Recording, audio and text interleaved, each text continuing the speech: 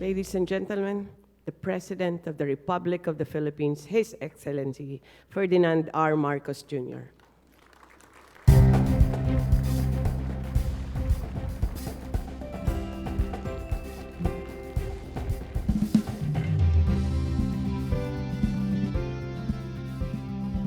Thank you, Secretary Sharon Guerin of the Department of Energy. Please take your seats. Information and Communications Technology Secretary Henry Aguda and the other members of the Cabinet that are here present. And of course, our very valuable partner in not only these programs for the provision of power for even the most isolated places, Meralco Chairman and Chief Executive Officer Manny Pangilinan, the ERC Chairperson and CEO Francis Saturnino Juan, and the other commissioners who are here present, Meralco executives and personnel, local government units officials, fellow workers in government, distinguished guests, magandang umaga po sa inyong lahat.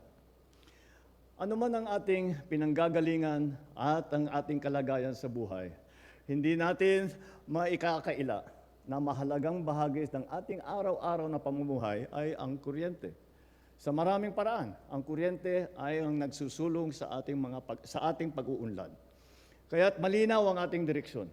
Palawakin ang koneksyon, palakasin ang kapasidad, at gawing abot kaya ang presyo ng kuryente para sa bawat Pilipino.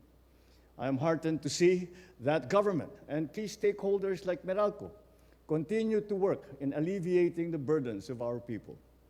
Marami sa ating mga kababayan, lalo na ang mga nasa liblib na lugar, ang nangangailangan ng mas abot kaya at maaasahang kuryente. Kapag may kuryente, may ilaw ang kaagapay, ang ating mga nanay na sa pagluluto, may liwanag na gagabay sa ating mga anak sa kanilang pag-aral, at may masasandalang lakas ang maliliit na mga negosyante. Alam po ninyo na noong isang taon, pinagtuunan ko talaga ang pansin itong lifeline rate na ating napapag-usapan. Sabi ko, ang tagal na nitong programang ito, ngunit bakit ang liit lamang ng bilang ng pamilya na nakikinabang dito? Ang sagot, masyadong masalimuot ang mga requirement. Mahirap ka na nga, kailangan mo pang patunayan na mahirap ka. Noong Nobyembre 2025, mahigit 334,000 consumer na ang nakarehistro sa ilalim ng Lifeline Rate Subsidy Program or LRSP. Ito ay halos 11% lamang ng inaasahang higit 3 milyong benepisyaryo ng 4Ps. Kaya po ginawa nating simple ang patakaran. Hindi na kailangan mag-apply ng 4Ps natin. Basta't nasa listahan ka at pasok ang konsumo mo sa limit, may diskwento ka sa kuryente. Ngayong buwan, ipapatupad natin kasama ng distribution utilities o DU ang automatic registration ng lahat ng benepisyaryo ng 4Ps sa ilalim ng LRSP. Ito ang uri ng pamamahalaang ating itinataguyod. Hindi dapat ang Pilipino ang naghahabol sa tulong. Ang tulong ang dapat ang lumapit sa mga Pilipino. Nagtakda kami ng bagong lifeline consumption threshold upang magiging patas ang pagbibigay ng diskwento, anuman ang inyong DU at lokasyon. Kapag benepisyaryo ka ng 4Ps na nasa 50 kilowatt-hours pababa ang iyong konsumo, makakakuha ka ng 100% diskwento sa kuryente. Para naman sa mga kababayan nating nasa poverty threshold, ngunit hindi kasama sa 4Ps at maliit lang ang konsumo sa kuryente, maaari naman kayong magparehistro sa LRSP. At habang pinapagaan natin ang singil sa kuryente, tinutulungan nating guminhawa ang buhay ng mamamayan at pinabibilis ang landas tungo sa mas malinis na enerhiya. These days, I see many households installing solar panels to save on electric bills. I myself, in Ilocos Norte, installed on our house the solar panels. And what I learned, based on personal experience, was that it was very hard to sell excess electricity to the grid, only because the procedures were not in place. It was not because it was not an unwillingness of our electrical cooperatives to do it. It was simply because they didn't know what to do and how to go about it, what forms to fill, what arrangements to make, how to price the credit from the electricity that you are putting back into the grid. This net metering program enables households now and businesses to install renewable energy systems such as solar panels and sell surplus electricity back to the grid, lowering their bills while contributing to the power supply. This program has been around for more than a decade, institutionalized under Republic Act number 9513 or the Renewable Energy Act. But the lack of clear rules and capacity building for electrical cooperatives made it so frustrating to apply for net metering. Now, after sitting down with the Department of Energy and the ERC, we have found a way to make it easier for our people to participate in the net metering program. Upang mapadali pa ang proseso, nilagdaan ng DOE, DILG at DPWH ang Joint Memorandum Circular na nag-uutos sa mga lokal na pamahalaan na gumamit ng standardized application form at sumunod sa itinakdang turnaround time kapag kumpleto ang mga requirement.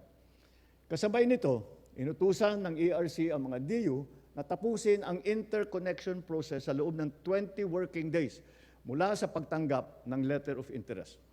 Sa madaling salita, mas malinaw ang patakaran at mas mabilis ang proseso. This administration will continue to work hard and hand in hand with the private sector in crafting processes, policies that make electricity accessible, affordable, and reliable. Ito ay bahagi ng ating mas malawak na misyon. Isang bansang may matatag na enerhiya, malinaw na direksyon, at inklusibong pag-uunlad. In the spirit of partnership, let me recognize, of course, the continued support of Meralco, our largest distribution utility, for its critical role in advancing our energy goals. From the Terra Solar project, which will significantly expand renewable capacity through large-scale solar and battery storage, to the electrification of remote communities and support of our net metering and lifeline rate programs. Your initiatives help many Filipinos gain access to energy. So, ladies and gentlemen, I encourage you to take full advantage of these initiatives to secure a more stable, sustainable, and hopeful future for our families. After all, progress in the energy sector and in nation building itself rests on shared responsibility. Together, let us fuel a bagong Pilipinas where energy powers our industries and guides our nations toward enduring progress and sustainability. Maraming salamat po. Mabuhay ang bagong Pilipinas. Thank you, Mr. President. And now, may we request the President to kindly grant us a photo opportunity on stage. May we also request Secretary Garin and Mr. Pangilinan to join the President.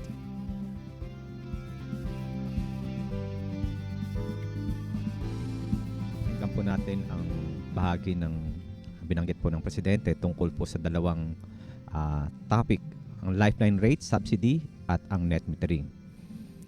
Yung lifeline rate subsidy po ay ang tulong ng government para sa mga low-income households upang makatulong sa pagbayad ng kuryente. May discount na binibigay sa bill.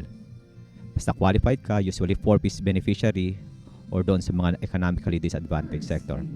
Automatic registration po ang binanggit ng lahat para sa mga beneficiaryo ng 4-piece.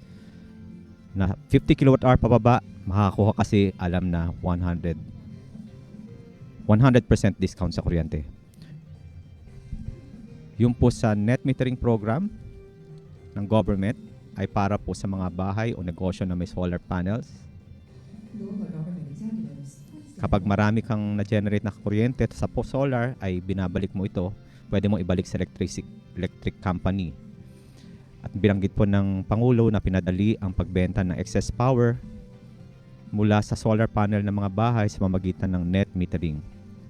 Ang utos po na narinig po natin ay tapusin ng mga DU ang interconnection process sa loob ng 20 working days mula sa pagtanggap ng letter of intent. So dalawa po yung binanggit ng Pangulo, ang lifeline rate subsidy na pinalawig pa, 50 kWh and below ay makakuha ng 100% subsidy at ang pinadaling pag-a-apply ng net metering program. At dito po nagtatapos ang ating live coverage. Ako po si Radin Santos. Magandang umaga, bagong Pilipinas.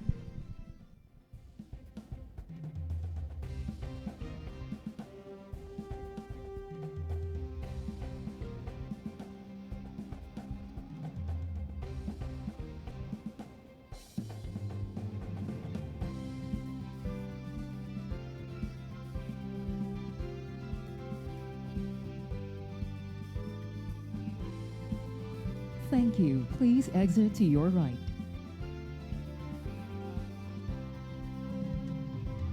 And finally, Meralco executives, you may now proceed on stage.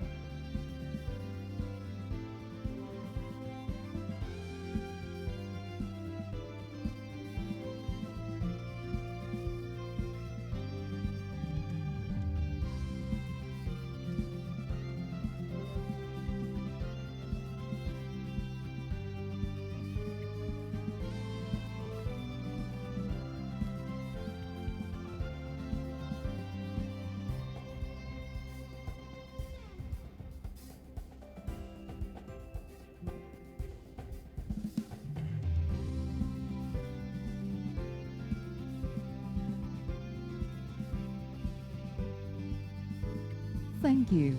Please exit to your right. Thank you, Mr. President, for granting us a photo opportunity. Ladies and gentlemen, that concludes our program. Thank you, Mr. President, for gracing us with your presence today for the collective response to presidential commitments in the energy sector. Once again, ladies and gentlemen, the President of the Republic of the Philippines, His Excellency Ferdinand R. Marcos Jr.